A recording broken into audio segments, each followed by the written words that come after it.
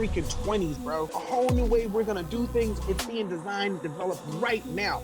Get involved, start companies. Let's fucking go. Let's fucking go, man. So let me ask you this. Let's say I'm a young 17 years old. I'm in the projects. I'm listening to Cardone and Will.i.am. I don't know nothing about a computer, coding. Where do I start?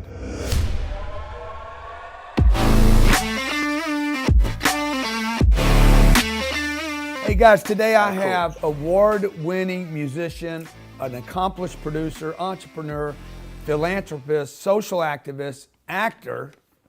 I mean, you've been in so many TV shows. I didn't know you did all this acting.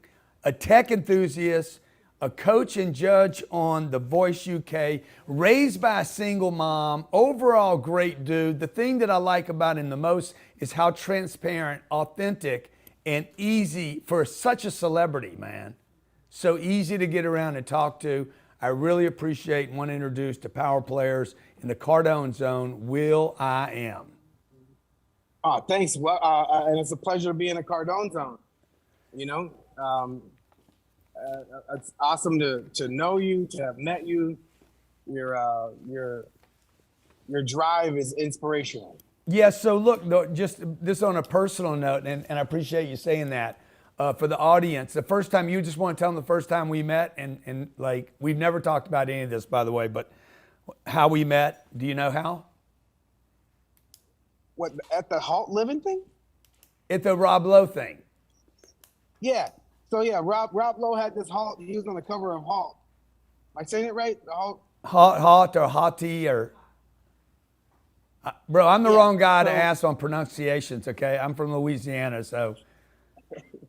Yeah. So we went there. It was at your place, and Rob Lowe I've known just from the industry and the scene, and seeing his son and everybody there. You hosted him on his cover of being on that awesome publication, and yeah, when I met you, that 10X thing resonated with me because, you know, I'm 10 times the person that I was when I was in the projects in East Los Angeles growing up poor.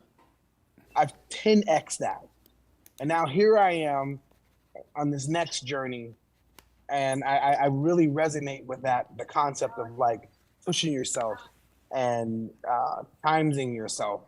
Whatever you were then, you're 10 times that now. And having these goals, these milestones to bring the best, the higher version of yourself. That is super inspirational. Yeah, that's awesome, man. Really like.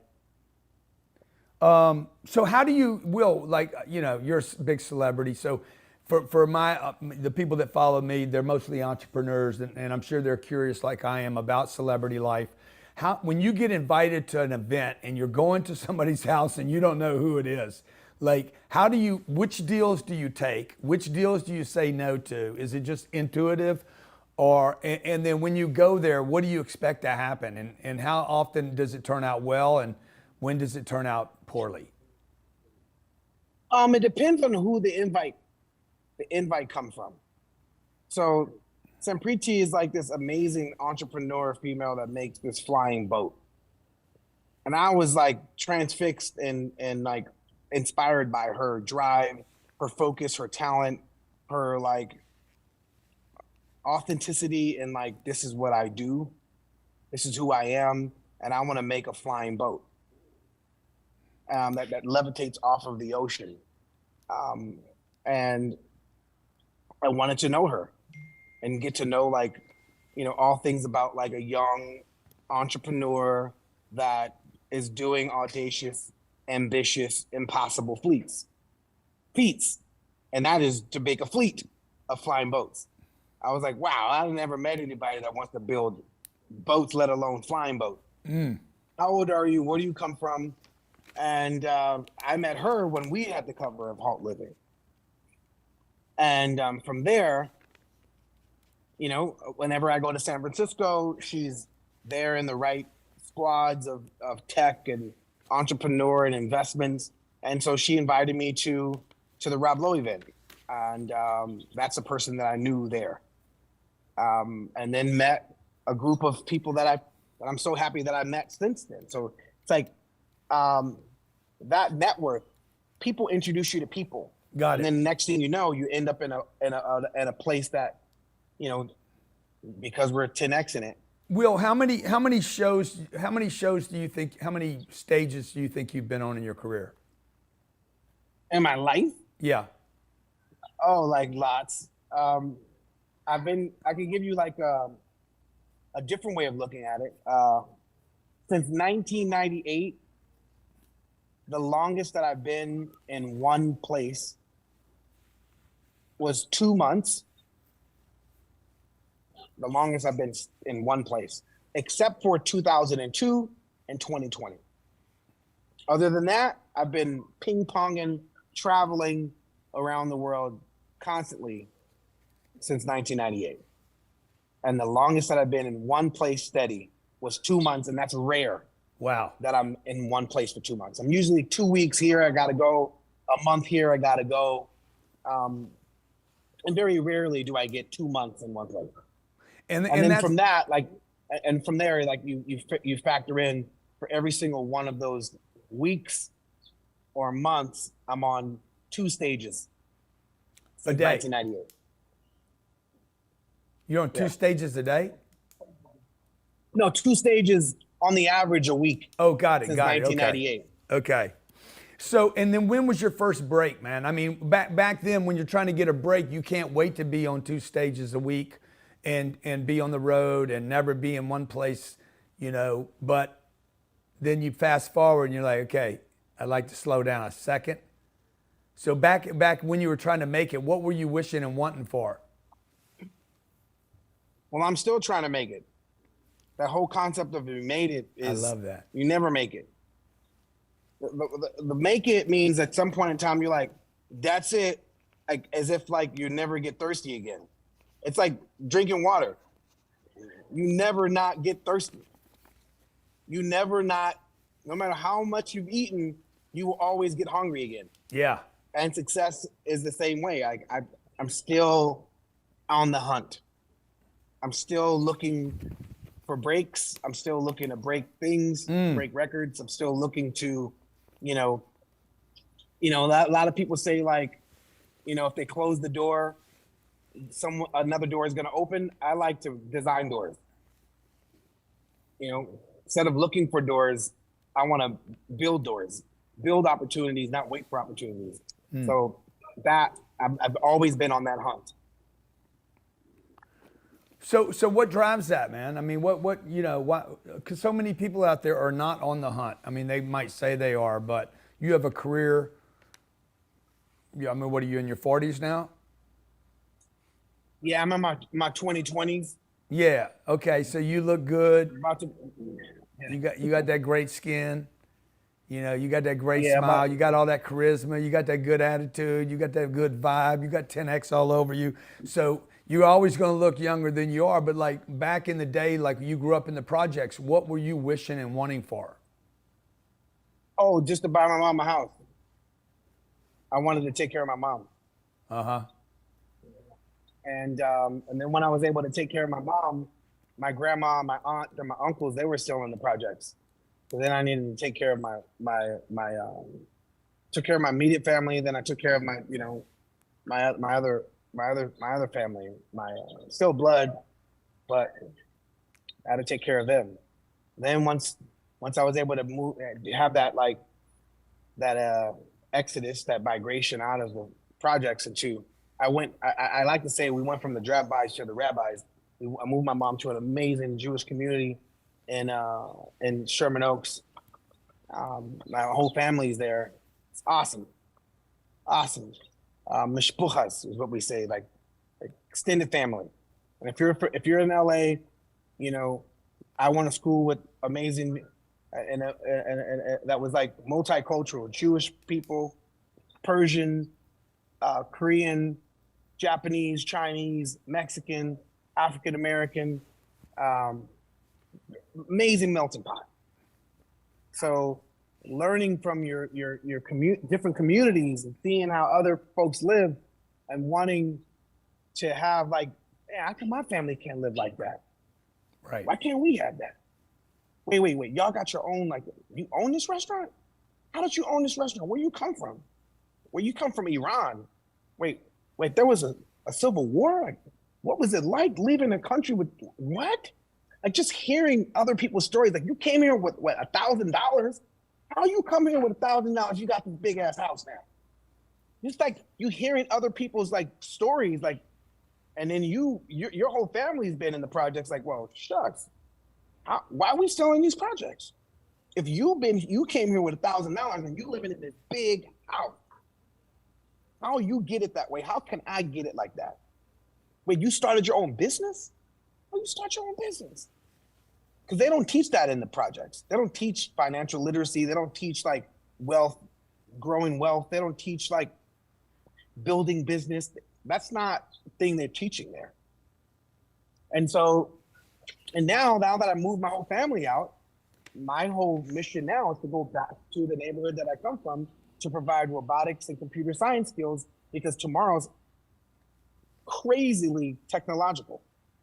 And I use that word crazily because it's going to be unimaginable, uncomparable to how we used to live to how we're about to live. And we're seeing the shift now. And I've had this program for the past 12 years. I started with 65 kids. Now we serve about just a little over 13,000 students in Los Angeles. We've sent thousands of kids to college. Lots of kids we sent to college for computer science, robotics, poli-sci, all different types of interest and focus. But I'm really proud of the students that go to school for science, technology, engineering, and mathematics that come from my community.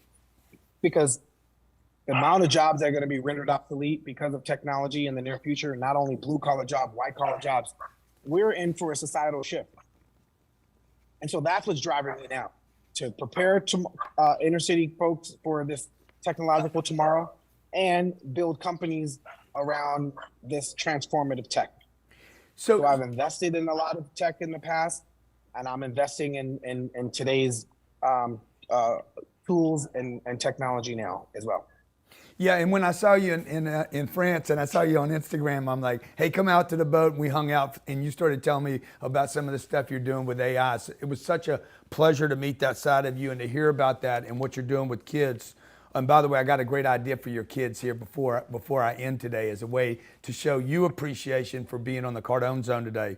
You made a comment. You said they don't teach you that in the projects. I didn't grow up in the projects. What do they teach you in the projects?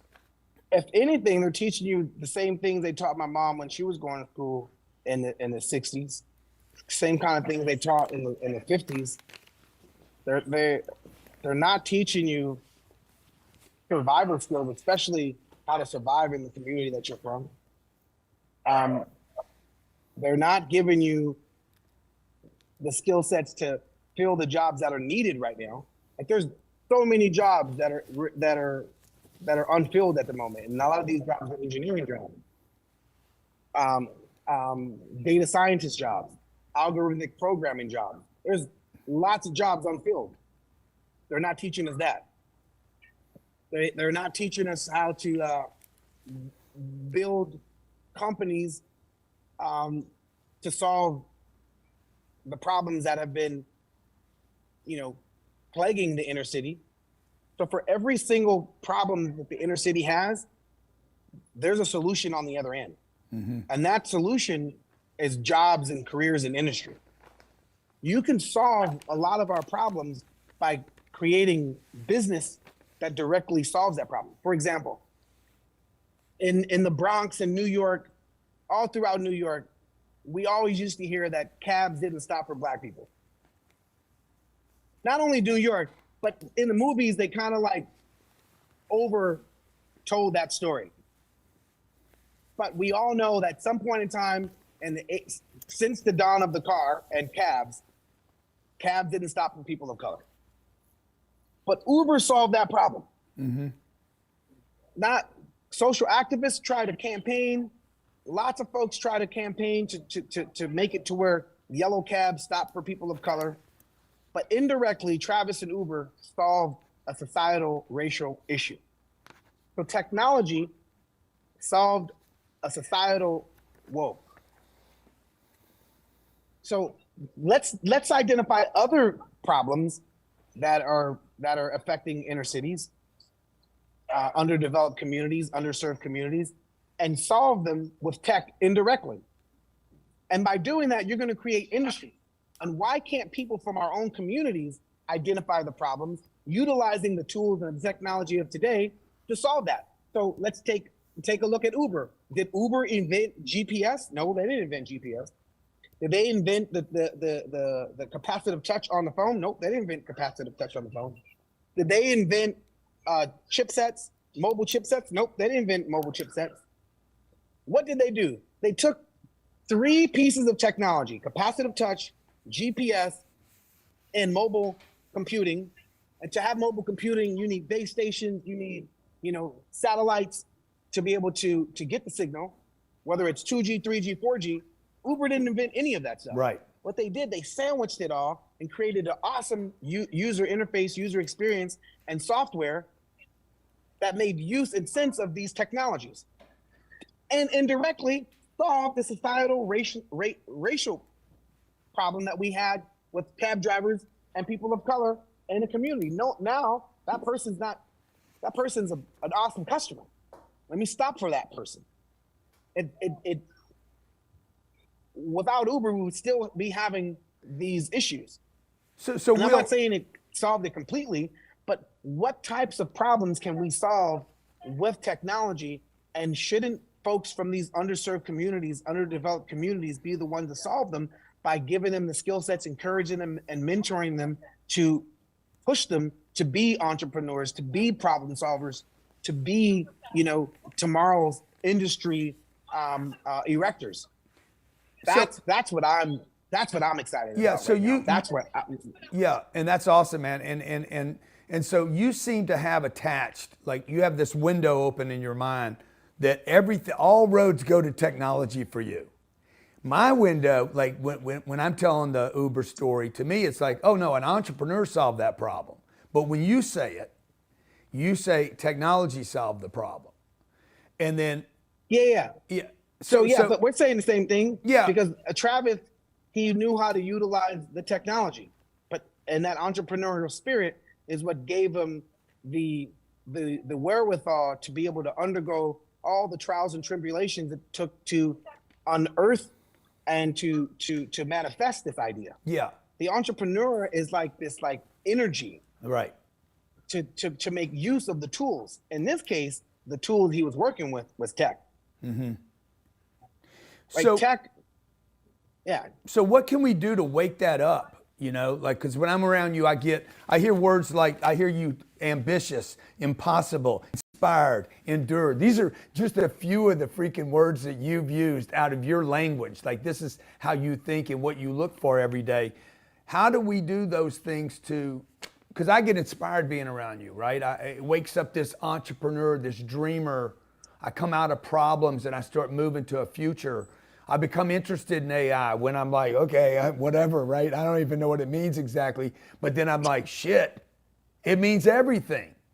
So how do we wake that up in young kids or in the school system that is locked down by systems in the government and old think?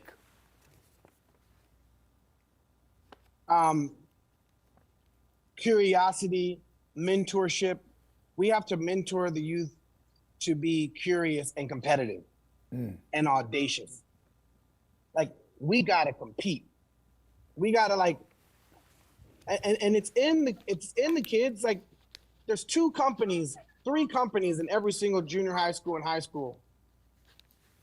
That's MLB, NBA, and NFL. Mm-hmm. And one gender is going to make the most money out of those 3 companies.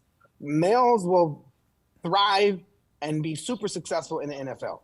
Right now, my sister or my niece are not playing for the Rams. They could be managers. They could go off and own the teams, but even that, it's males that own the team. Right.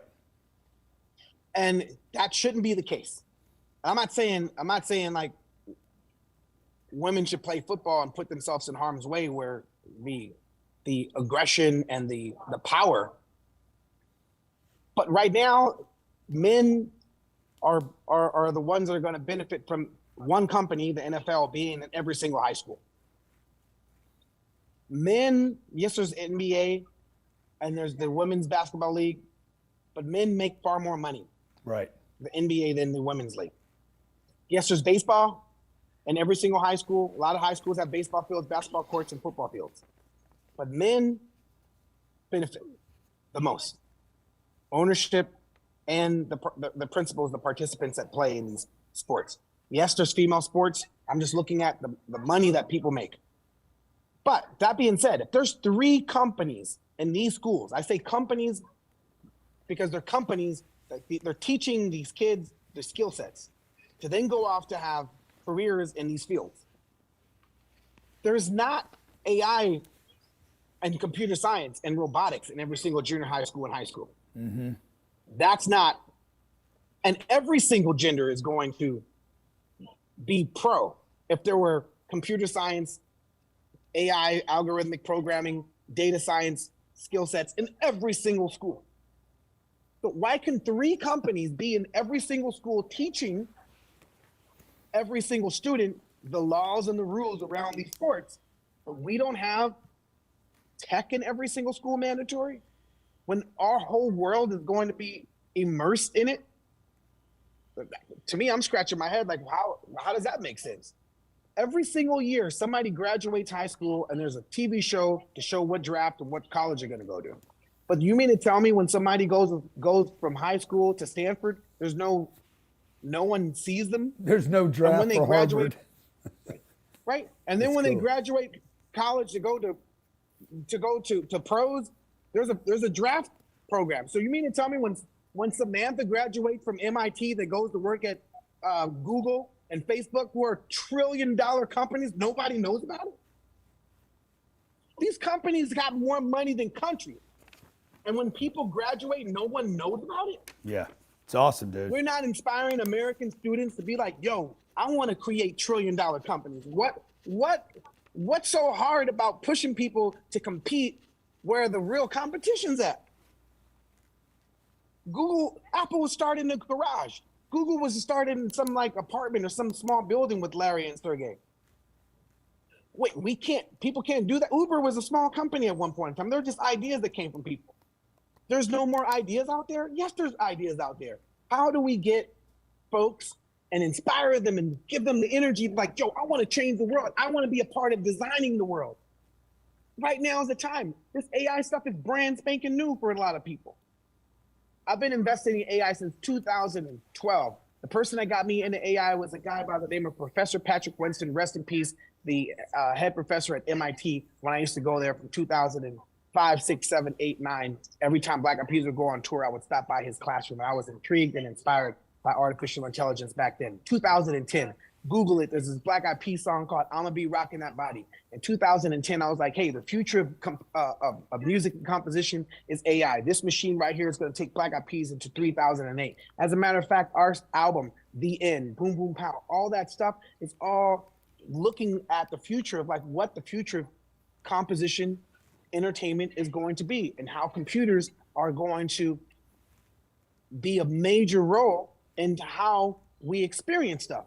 Like I make music because I use the computer to make music. I don't play the piano like Stevie Wonder and John Legend.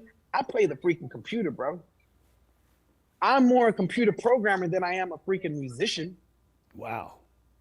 If you tell me to solo on a piano, I'm like, doo, doo, doo, doo, doo, doo, doo. But I could freaking program that freaking computer to make freaking awesome compositions. That's my superpower, is how I interface with the user interface. And I love technology because technology liberated me. It changed my whole freaking life. And that's why I'm so passionate about it. That's why I went back to my neighborhood and created these programs. That's why I'm encouraging these kids like, hey, there's this word, these 2 words, underdeveloped community, underserved community. We say that, but we ignore who the developer is and who the server is. There's a person behind that title. underdeveloped community. There's a person behind these titles, underserved community. There's people that are responsible for the conditions that people are living in, zoning laws, investment for their education. There's people that freaking like decided that stuff. So I'm like, yo, then I guess I'm gonna be a server then. I'm gonna be a developer. And you too, anybody in the community right now, if you're living in these communities, knowledge up while we have the access to this free knowledge portal called AI. Get it while it's there. Knowledge up, knowledge up, knowledge up. Learn the fundamentals about it. Learn how to freaking make prompt engineering. Learn how to build companies around there. Learn it, build it, transform, solve problems in your community. That's right now. It's the freaking 20s, bro. It's a whole new shit about to jump off. A whole new way we're gonna do things. It's being designed, developed right now. Get involved. Fucking shake shit up. Solve problems. Start companies. Let's fucking go. Let's fucking go, man. So let me ask you this. Let's say I'm 17 years old. I'm in the projects. I just heard you tell me that. I was thinking about, okay, I can't play basketball.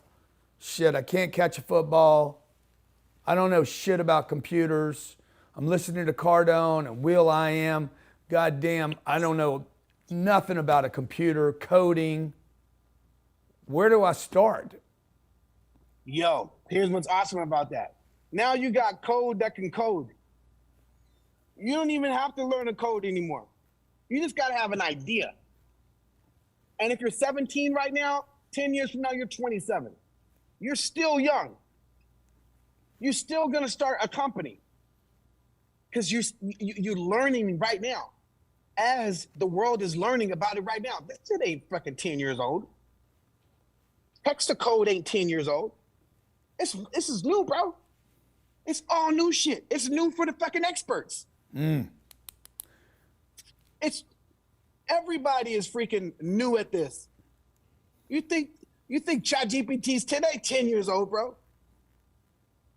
So guess what? You're just as new as Sam is new. Right.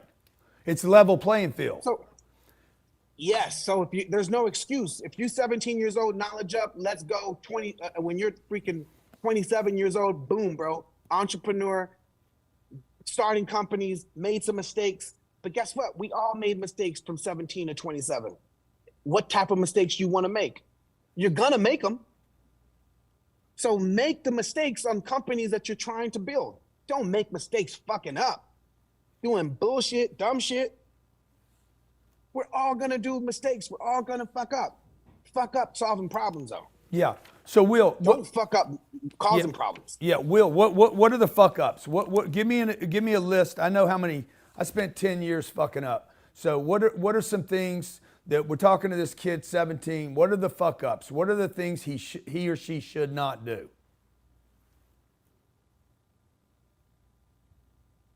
Man, I don't know. I don't want to be a parent. No, I don't want you to be a parent. I want you to be, because you're not their parent. Now they'll listen to you. Okay, I'll go over a list. Yay or nay, yay or nay. Let's just do a list. Drugs. Hell nay. Alcohol. Hell no. Guys chasing girls. Or girls chasing guys. Spending time in the sack. Be very strategic about that. Don't make that your main focus. Breaking the law.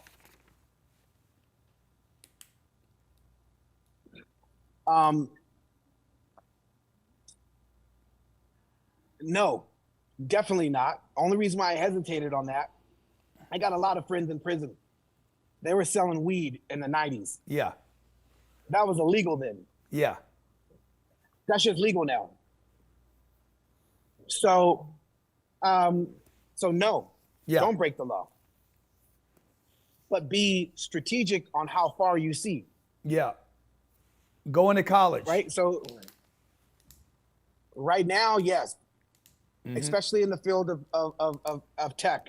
But why? Will, I don't understand this. Why if you said I don't need to code, if you said Uber, they didn't build the phone, they didn't, all the other things, somebody else did it all some guy did, the guy that did that did not have to go to college to do that. So why spend 4 or 5 years and go into debt to learn shit that's outdated? Okay, I have the answer to that one. Let's go, bring it. I'm gonna call you Bamboo. From now, I'm never gonna forget you being in the bamboo fields. Stop, bro. So, so why college? 4 years, If you $160,000 worth of debt, and they're not even teaching an AI class today. So in my program, so I have a college prep program, and I have my STEM academy work. The focus that we have, it's not a STEM academy per se, but it's the focus that we have around STEM. And then I have my I.am Angel Foundation, where it's debt. There's no debt if you become an I.am scholar. And the reason why college is important is because, especially if our kids are going to colleges like Stanford for computer science, MIT, if they could only get in there, that's a goal for our students. Brown, Dartmouth, these types of colleges, you're learning tomorrow's skills. They're not learning, basic. It's advanced tomorrow, future skill sets today. So and the networking and the cluster building of, understanding how to put teams together, understanding the importance of teamwork, understanding how to organize. College is still important. To your point on like debt, yes, that's America's hurdle. America has to figure out how we prepare our people to compete in a world where competition, everyone is arming's the wrong word, be careful, gearing up. Everyone is gearing up on this tomorrow. Whether it's the SDGs, the Sustainable Development Goals, or which is supposed to be due in 2030, or the horizon where we know how the world's going to be configured in 2030. This next decade is super important. It's really important on who are the foundation builders, who are the industry spawners. As industries collapse, and we'll see it in this next 10 years, there's going to be new industries that come. Who's building them? So these colleges that I'm talking about are going to be important. But guess what? Even the concept of college is going to change in the next 10 years. There's going to be AI in your pocket college where you're going to get the best professor at any point in time in the form of a conversation with these LLMs, large language models. Everything is going to be conversationalized and accessed with AI. There's going to be like designer forever learning in this next 10 years. Our concept of learning, where it's like 4 years and then 4 years and then 4 years and you got your master's, like whether it's like high school, middle school, high school, college, another 4 years after college, that's going to change. Because now we're going to understand this need for reskilling because of the jobs that are going to be rendered obsolete because of AI. If you work at a law firm and you redline contracts, it's probably not going to be your job in 2030. Right. If you work at an accountant firm and you great at accounting, that's probably not your job in 2027. You're saying it if you won't work exist. at a freaking, You're saying it won't if you work exist. at a freaking at a retail and you selling, you're a cashier, it's probably not what you're doing in 2030. If you're a bus driver, a truck driver, Uber driver, it's probably not what you're going to be doing in 2033. So reskilling is super important. You're going to hear that. After this next presidential election, 2025 to 2030, you're going to hear reskilling. You're going to hear workforce development. You're going to hear, new industry spawners. You're going to hear all this stuff because we need it. We need it not just America, the whole world's going to need it. So college is important, but college will be redefined. Just the concept of knowledging up, the concept of like sharpening your skill set or broadening your service to society, whatever your service is, whether it's entertainment, because it's all service. Whether you're an entertainer, whether you're a therapist, whether you're a masseuse, whether you're a cashier, whether you're a manager, it's service to make the world go round. Guess what? That's going to change our concept of service. New type of service is going to come. We're going to value, like right now, we don't value physical therapy like until you get hurt. Right. But physical therapists, masseuses, these things that AI can't replace. Right. We're not going to replace mentors. Mentors are going to be super important. We're not going to replace counselors, therapists, mental health, nutritionists. These types of jobs ain't going nowhere. So what about a plumber? College is super important right now, huh? What about the plumber? The plumber ain't going nowhere. Okay, carpenter. Depends on the factory. Roofer. That ain't going nowhere. Stripper. That ain't going nowhere. But hold on. Hold on a second. Hold on. Cookies on your freaking phone. Who has access to your cookies? If you on OnlyFans, guess what? What, AI OnlyFans? AI freaking like stuff that you see online, porn, AI, like get the fuck out of here. Do you understand what's going to change? And maybe that's a good thing. Actually, it is a good thing because the sex trafficking, the abuse, it's no longer a person. Yeah. It's no longer, there's people cooped up in some apartment scared for their life right now that are doing this stuff online in Eastern Europe and all around the world, South and Central America, parts and corners of America. All around the world, there's some horrific things happening to women, people, in the name of sex. Yeah. So AI, porn, but deep fakes, because people don't own their essence and likeness, that's another question mark. Yeah. If they could put your face on somebody, celebrity's face, or somebody, your next door neighbor's face on something, these are question marks with the mimics and the dupe machines. Dude, can you imagine? Can you yeah? imagine? I'm going to use your face and my voice. But it's like I am X, I am 10X. Yeah. Okay, let me ask you this. So it sounds to me, as we wrap up here, okay, because I don't want to take all your time in Switzerland. It sounds to me like you're more excited about the advancement of technology and what happens in the world than you are even entertainment. Is that a fair statement? Only reason why that's a fair statement because the technology is going to redefine our concept of entertainment. Yeah. And we desperately need regulations and guidelines, guardrails. We need governance because everybody's civil liberty is at risk because of how new it is, how behind the regulators and gov is to make sure that people are safe in this highly advanced technological AI world. How important? Right? So yeah, go ahead. No, go ahead. Yeah, so it's not the tech, it's the lack of like responsibility that we have around people that are deploying the tech. Mm-hmm. For example, I remember taking my driver's test when I was 16 years old. My written test, 17 years old, driver's test, 18 years old. Practicing for my test at 16, took my written test at 17, my physical test at 18, got my driver's license. God damn, it took you 2 years? 2 years to learn how to drive a car? No, but still, some people it takes even longer. They fail so they could operate a vehicle.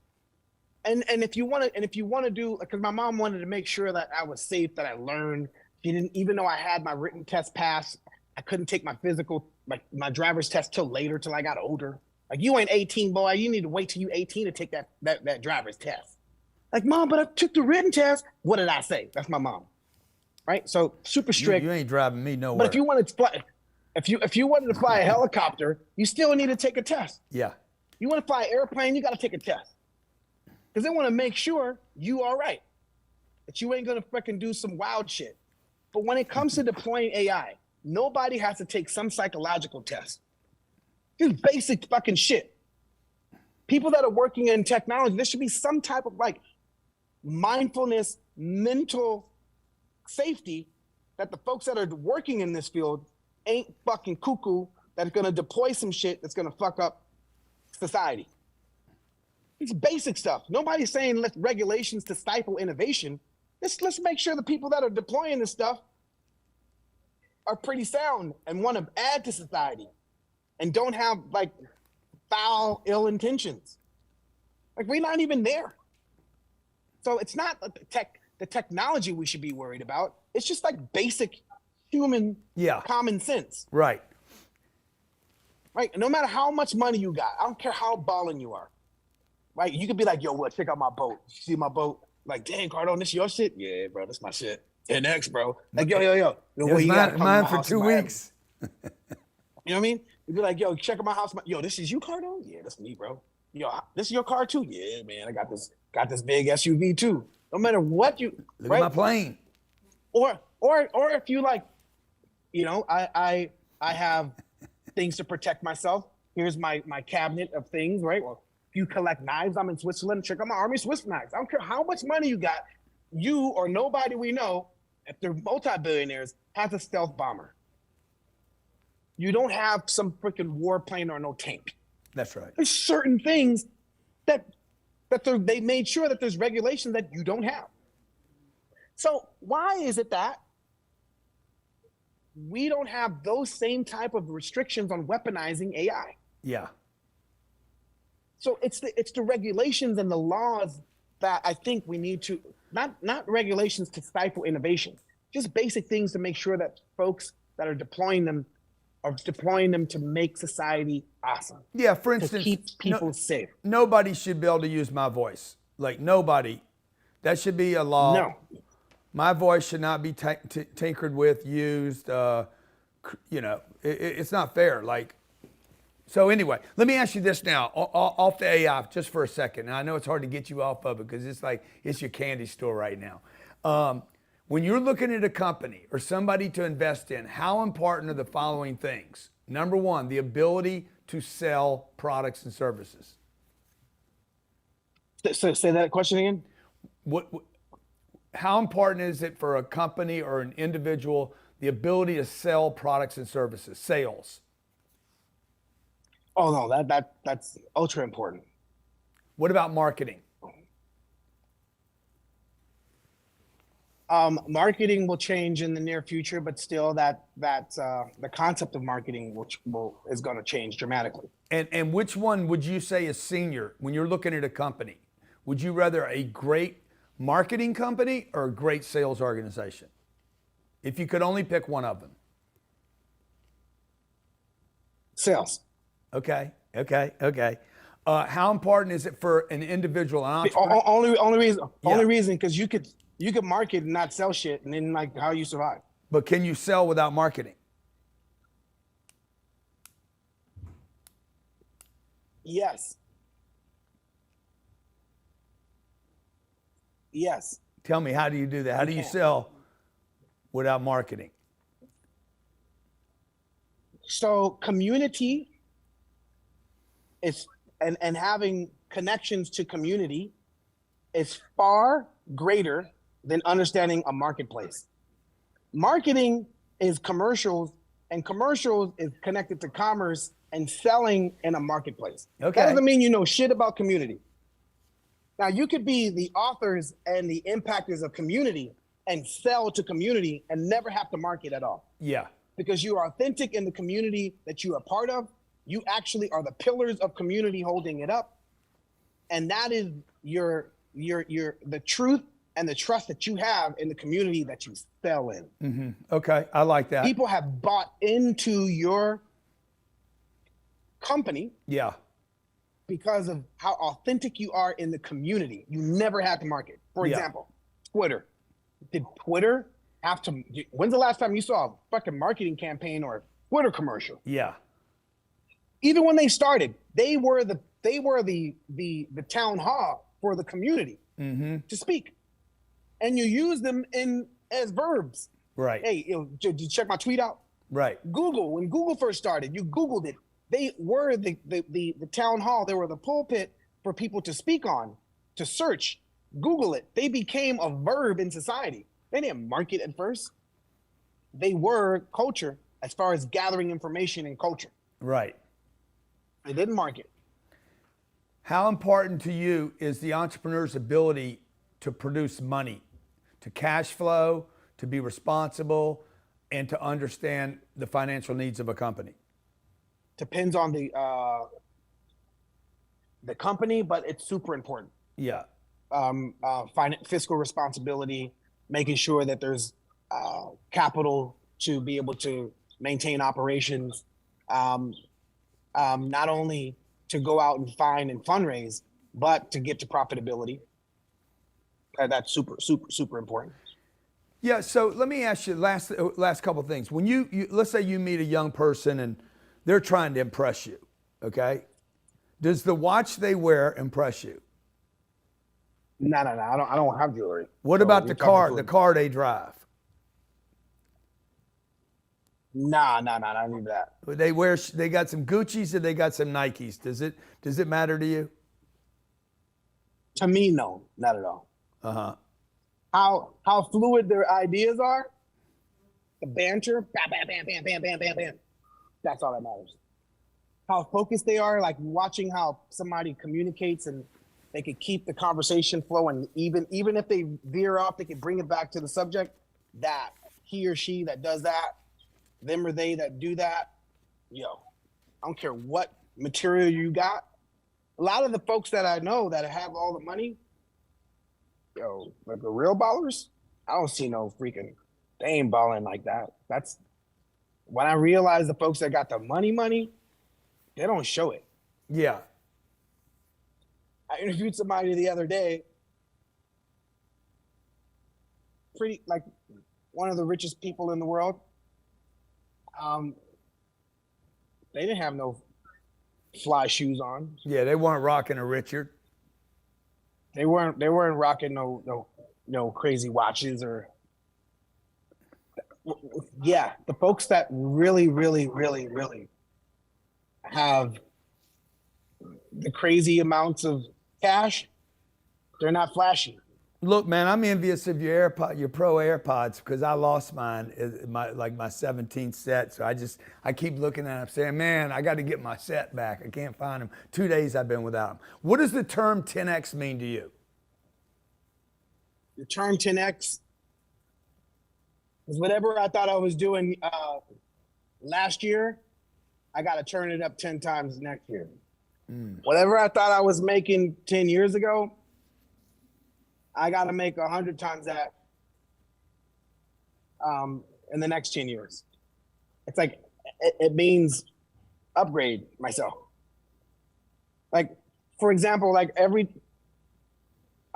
quarter, it seems like I got to upgrade my phone and my apps. What's the upgrade for myself? How do I upgrade myself? We know the importance of charging our phones, making sure our phone has like batteries. We know the importance of making sure gas is in our car or electricity is in our car. And whether you have a balling car or not, you wish you could afford that premium gas, but until then I'm gonna put this, I'll put this gas in it, but I know I should be putting that in it. The same isn't for us. We put bullshit food in our bodies. We rarely recharge. And when it comes to upgrading what's up here, what's the path for that? So when I see 10X, it's like upgrade, charge up, recharge, fuel up, compete, let's go. Will, with everything you got going on, man, why did you agree to do this interview with me? This is a personal, curious question. You meet people, like I said, I meet that banter, that ping pong, that brainstorm. I really, truly, I really was inspired by our brainstorm at your house, and then on the boat. That, and when I researched what 10X was, that type of, I live for that type of like environment to where I could sponge up. And people, it could simply be somebody asking you questions to make you rethink how you see the world. 100%. Or somebody could freaking be like telling you how they see the world. Regardless, you leave with your sponge more soaked than it was dry. So I like being able to absorb information so I can rinse it out in areas that need that info. So your story is fascinating. How you're able to build what you have. We come from